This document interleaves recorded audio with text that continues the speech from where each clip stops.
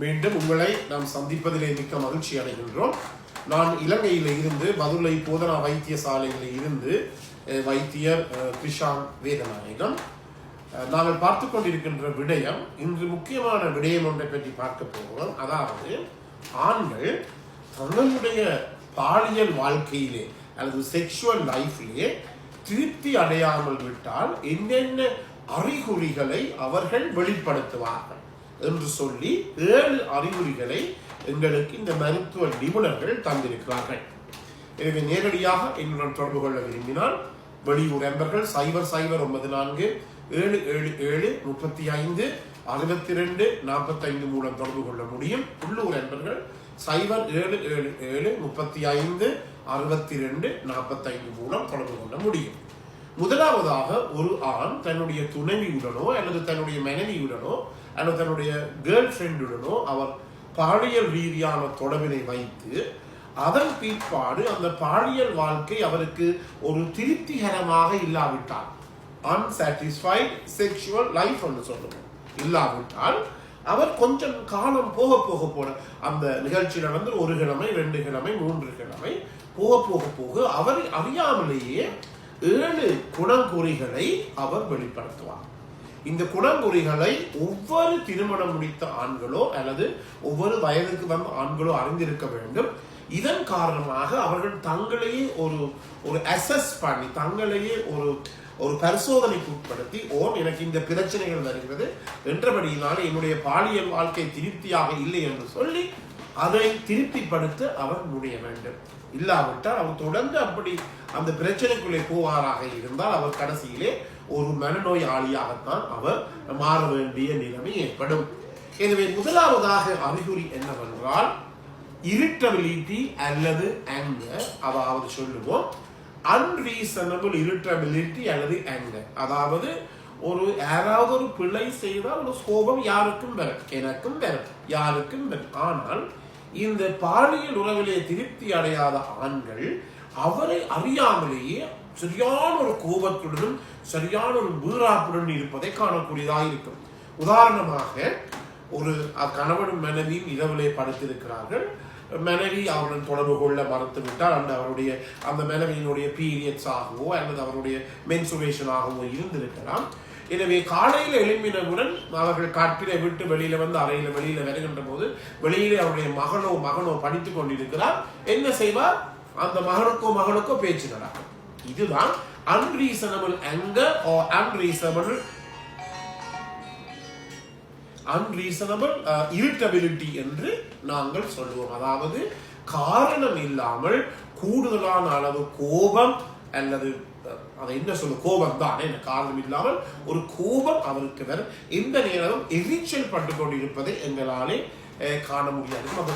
unnecessary anger or unnecessary irritability என்று சொல்லுவோம். இது மிகவும் முதலாவது. இரண்டாவதாக என்னென்றால் அவர்களுக்கு என்ன நடைபெற போகுது என்றால் அவர்கள் தங்களை அறியாமலேயே ஒரு தாழ்வு மனப்பான்மைக்கு சென்று விடுவார்கள். அண்மையிலே ஒருவர் தன்னுடைய மனைவியுடன் வந்திருந்தால் அவர்கள் 7-8 வருடங்கள் காதலுக்குத்தான் திருமணம் முடித்தார்கள். திருமணம் முடித்த பிற்பாடு அவர் மனைவியுடன் இருக்க ஒரு 8-10 தரம் ட்ரை பண்ணினார். 2-3 கிழமையான அவருடைய ஆண்குறி வரைப்படையவில்லை. இதன் காரணமாக அந்த மனைவி சொன்னார், சில நேரங்களிலே கட்டிலே இருந்து அவர் தலையை பிடித்துக் கொண்டு பெரிய யோசனை இருப்பதாகவும் சில நேரங்களில் அவருடைய கண்களில் இருந்து கண்ணீர் வந்ததையும் தான் அவதானித்ததாக அவருடைய மனைவி எனக்கு சொன்னார். இது உண்மையான கதை.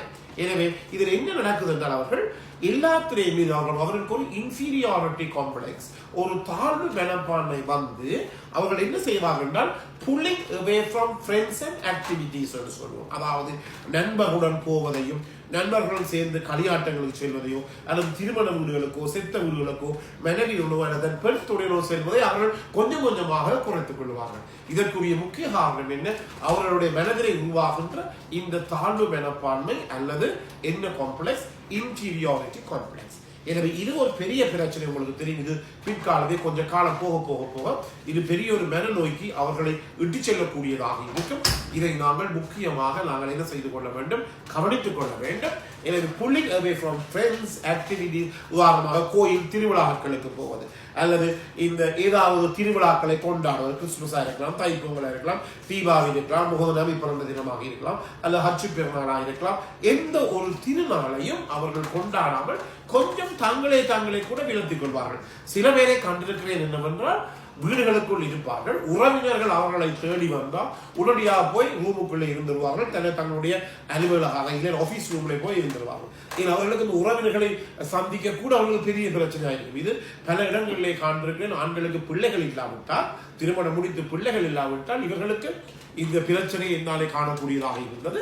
எனவே இதுவும் ஒரு மிகவும் முக்கியமானது. மூன்றாவதாக, அதாவது எல்லா இடத்திலே இருந்து அவர்கள் கொஞ்சம் கொஞ்சமாக தங்களை பின்னோக்கி நகர்த்தி கொள்வார்கள்.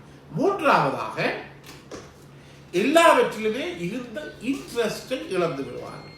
அதாவது என்று முதலாவதாக உங்களுக்கு தெரியும், இந்த நோபலாக எங்களுக்கு டிவியிலே கிரிக்கெட் மேட்ச் பார்க்க விருப்பம், ஃபுட்பால் மேட்ச் பார்க்க விருப்பம், அல்லது ரெஸ்லிங் பார்க்க விருப்பம், அல்லது பாஸ்கெட் பால் பார்க்க விருப்பம்.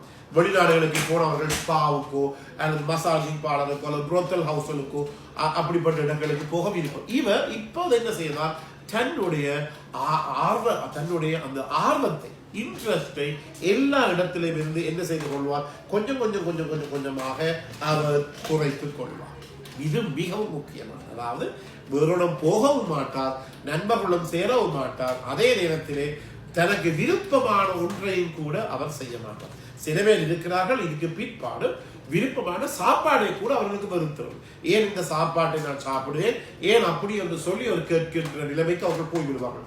சில பேர் சில மனைவியர் வந்து சொல்லியிருக்கார்கள், இப்போது முந்தி கூட ஐயா டாக்டர் ரால் நண்டு என்றால் நல்லா விரும்பி சாப்பிடுவார், இப்போ ஒரு சாப்பாடு வேணாம் என்று வெறுத்தோருக்குவார். இதுக்கு காரணம் என்ன, அவருக்கு இந்த பாலியல் ரீதியாக ஏற்பட்ட பிரச்சனை.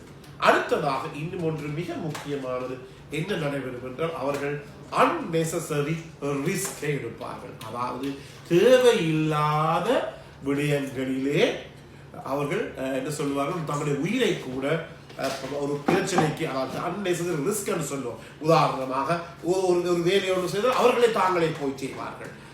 ஒரு கரண்ட் இடத்துல இல்லைன்னா தாங்களே போய் ஃபியூஸ்கள் அதை பொறுக்க பார்ப்பாங்க.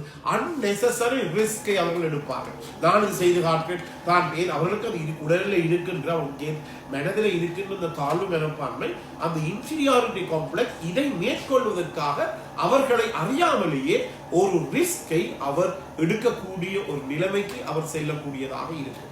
எனவே இப்படி 7 காரணங்கள் நான் அடுத்த நிகழ்ச்சியிலும் இதை பற்றி உங்களுக்கு நான் சொல்லுவேன். எனவே அதாவது இதனுடைய சாராம்சத்தை சொன்னால், தேவையில்லாமல் கோபப்படுவது, இரண்டாவதாக நண்பர்களுடன் அல்லது வேறு உறவினர்களுடன் போவதை குறைத்துக் கொள்வது, மூன்றாவதாக அவருக்கு இருக்கின்ற இன்ட்ரெஸ்டை எல்லாம் கொஞ்சமாக குறைத்துக் கொள்வது, நான்காவதாக எடுத்துக்கொண்டால் அவரை அறியாமலேயே சில பல காரியங்கள், அதாவது உடலுக்கு அவருடைய உடலுக்கு தீமை விளைவிக்கக்கூடிய காரணங்கள், அதாவது unnecessary ரிஸ்கை அவர் எடுப்பார். எனவே இவையெல்லாம் அவருக்கு பாரதூரமான பிரச்சனை ஏற்படும். இந்த unnecessary ரிஸ்கை எடுப்பார் என்றால், மற்ற பெண்களுக்கு தான் ஒரு வீரன் என்று சொல்லி அவர் காட்டுகிறார். மனைவிக்கு வீரன் என்று சொல்லி காட்ட முடியாது, மனைவியிடம் அவர் தோல்வி அடைந்து விட்டார். எனவே மனைவி இல்லாமல் வேற பெண்களுக்கு தான் ஒரு வீரன் என்று காட்டுவதற்காக இந்த unnecessary ரிஸ்கை அவர் எடுக்க வேண்டியதாக இருக்கிறார். எனவே நிகழ்ச்சி பிடித்திருந்தால் மற்றவர்கள் கட்டாயம் அறிமுகப்படுத்துங்கள். யூடியூப்ல பார்ப்பவர்கள் ஷேர் பண்ணுங்கள், லைக் பண்ணுங்கள், அதனை பெல் சைனை மணிச்சின்னத்தை அமர்த்தி சப்ஸ்கிரைப் பண்ணுங்கள். டிக்டாக்ல பார்ப்பவர்கள் மறக்காமல் ஃபாலோ பண்ணுங்கள். மீண்டும் உங்களை சந்திக்கும் வரை நன்றி.